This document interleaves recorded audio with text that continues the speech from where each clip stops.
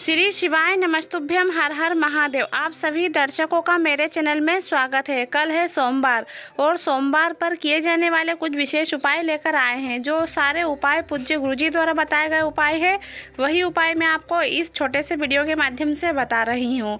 आप इन उपायों को जरूर करके देखिएगा। गुरुजी कहते हैं कि जो व्यक्ति अपने घर से मंदिर तक जाता है और उपाय करता है तो भोलेनाथ उसकी ज़रूर सुनते हैं और उसकी हर मनोकामना को भी पूरी करते हैं और उसके जीवन में जितनी भी समस्या आ रही है उन समस्याओं को भी दूर करते चले जाते हैं। तो कुछ ऐसे ही उपाय हम लेकर आए हैं जो आपको मात्र सोमवार के दिन ही करना है। गुरुजी के ऐसे बहुत से उपाय हैं जो सोमवार के दिन भी किए जाते हैं। तो चलिए हम आपको उपाय बताते हैं। उपाय बताने से पहले आप कभी हमारे चैनल पर पहली बार आए हैं तो चैनल को सब्सक्राइब जरूर करें और कमेंट में हर हर महादेव जरूर लिख दें। तो चलिए हम आज का पहला उपाय बताते हैं।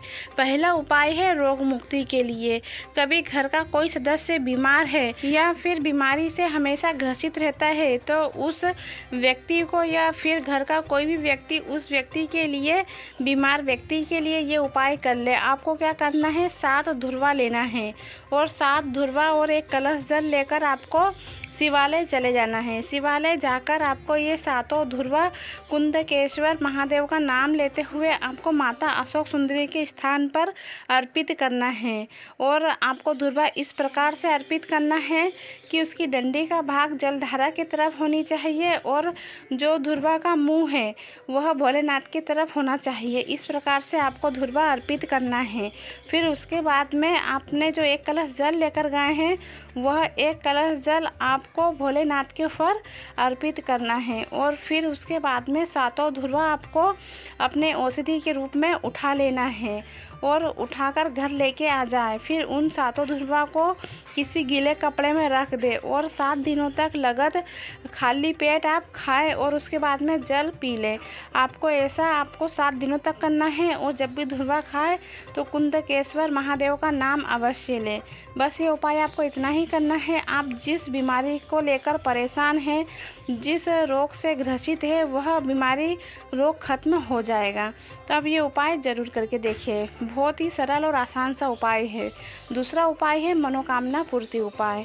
तो इस उपाय में आपको 2 बेलपत्री लेना है जिसकी मनोकामना बहुत दिनों से पूर्ण नहीं हुई है और 1 से 2 दिनों में कभी आपको आपकी मनोकामना पूर्ण करनी है तो सच्चे दिल से, सच्ची श्रद्धा से आप 2 बेलपत्री और एक कलश जल लेकर शिवालय पहुंच जाइए। शिवालय जाकर आपको उन बेलपत्रों में एक एक चंदन की बिनकी लगा देना है। आप चंदन कोई सा भी ले सकते हो, लाल, सफ़ेद, पीला, इनमें से कोई सा भी आप ले लें और एक एक बिंदी आपको तीनों बेलपत्री में लगा देना है, मतलब 3 पत्तियों में लगा देना है। वैसे आपको 2 बेलपत्री लेना है।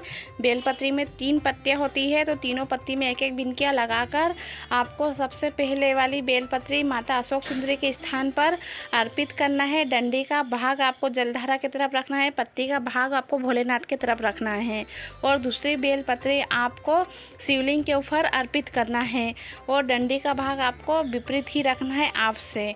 और फिर उसके बाद में आपने जो 2 बेलपत्री अर्पित करी है पहली माता अशोक सुंदरी के स्थान पर, उस स्थान पर आपको थोड़ा सा जल अर्पित करना है और फिर बाकी का बचा हुआ जल पूरा भोलेनाथ के ऊपर अर्पित कर देना है श्री शिवाय नमस्तुभ्यम का मंत्र बोलते हुए। मात्र ये उपाय आपको एक सोमवार ही करना है।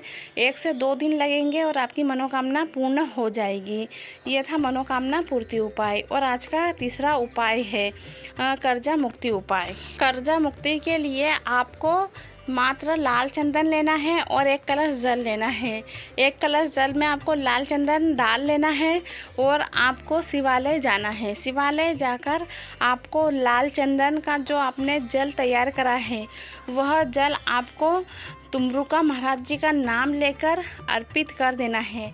तुमरुका महाराज जी का नाम लेकर हम जब जल अर्पित करते हैं, जब हमारी ज़िंदगी में कोई समस्या आती है, दुख होता है, दर्द होता है या फिर परेशानी हमें घेर लेती है, चाहे वह परेशानी कर्जे से जुड़ी हुई क्यों ना हो या फिर अन्य परेशानी क्यों नहीं हो, आपकी हर समस्या खत्म हो जाएगी। आपको तुमरुका महाराज जी का नाम लेकर बस वह जल अर्पित कर देना है भोलेनाथ के ऊपर।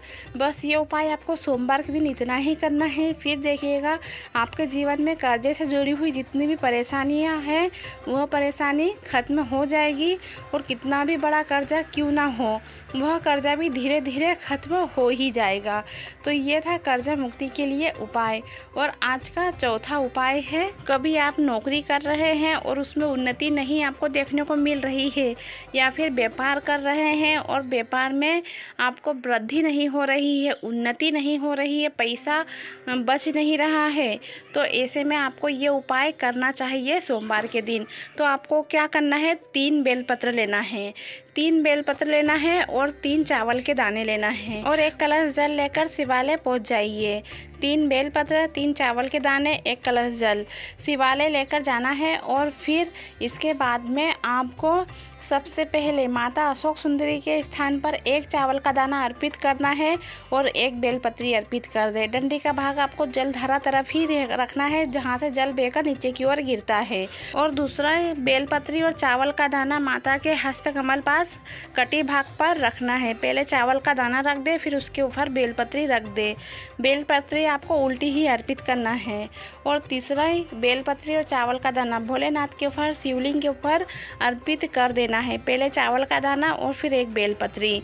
बस आपको ये 3 बेलपत्री, 3 चावल के दाने 3 स्थानों पर अर्पित कर देना है। ये वाला उपाय आपका भाग्य बदल देगा, आपकी ज़िंदगी में खुशियाँ लेकर आएगा, तरक्की लेकर आएगा, नए नए रास्ते खोलेंगे कमाने के, और खुशियाँ ही खुशियाँ होगी आपके घर में, उन्नति ही उन्नति होगी। तो आप ये उपाय सुख समृद्धि के लिए, धन संपदा बढ़ाने के लिए अवश्य करें।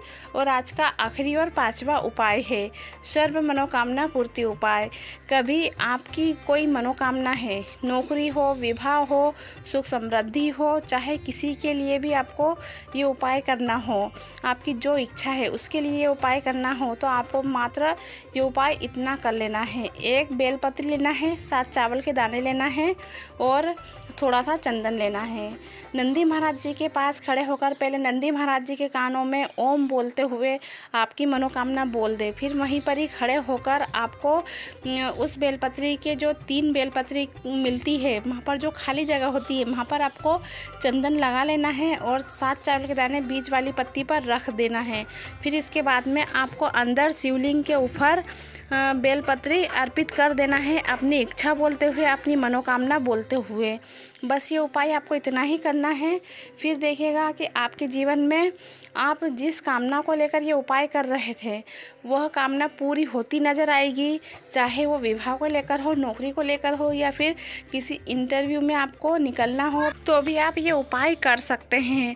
ये सारे उपाय सरल थे, आप ज़रूर करके देखिएगा। और कभी आप सच्ची श्रद्धा से कभी इनमें से कोई सा भी उपाय करोगे, जिस भी परेशानी को लेकर, जिस भी मनोकामना को लेकर, वह मनोकामना 100% पूरी होगी ही होगी। तो आप ये उपाय ज़रूर करके देखिएगा। और ये सारे उपाय बेलपत्री से करना है, तो इस बात का आप ध्यान रखें, बेलपत्री अच्छी होनी चाहिए, उसमें छेद नहीं होना चाहिए और ना ही कटी फटी होनी चाहिए, और चावल के दाने भी पूरी तरह से अक्षय होना चाहिए। आपको इस बात का विशेष कर ध्यान रखना है। तो आज के सारे उपाय आपको कैसे लगे, अच्छे लगे तो वीडियो को लाइक ज़रूर कर दीजिएगा, कमेंट में हर हर महादेव ज़रूर लिख दीजिएगा। और अभी तक कभी आपने हमारा चैनल सब्सक्राइब नहीं किया है तो चैनल को सब्सक्राइब भी ज़रूर कर ले। हर हर महादेव, जय बम भोले।